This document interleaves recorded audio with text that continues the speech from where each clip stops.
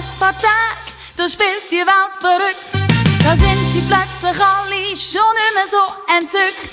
Da kratzt sich an der Tür und verbeißt die Schuhe. Und mit der weichen Decke, da spiel ich blinde Kuh. Ich mach den Hundeblues, den Hundeblues, ich mach den Hundeblues. Am Morgen vor dem Morgen, da löpf ich schon mein Bein.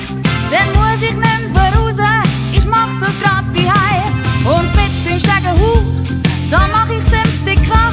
Das gehört sogar das Mutti ganz oben unterm Dach. Dann mach ich Hundeblues, den Hundeblues, ich mach den Hundeblues. Und alle Nachbarn sagen, der ist doch viel zu klein.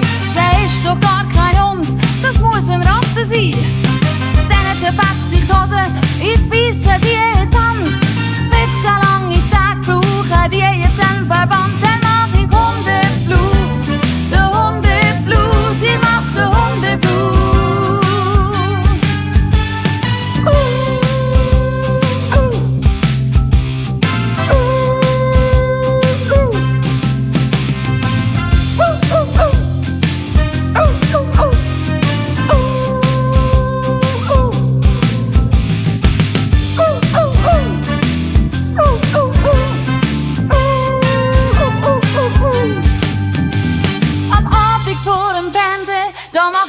Ganz breit, überall sind Haare an der Hose und am Kleid.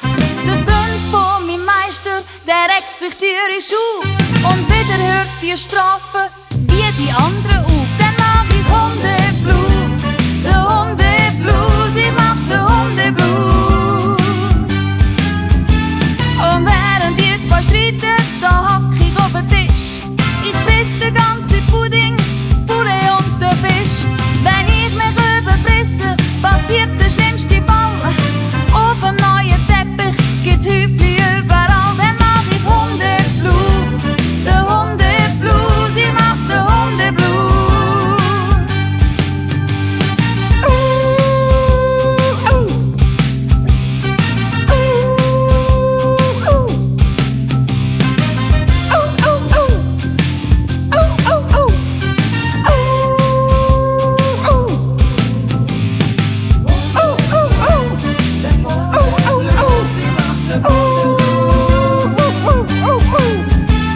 Und wenn ihr mal einen Hund wollt, dann denkt vorher nach. Viele müssen den gern haben, 15 Jahre lang Tag für Tag.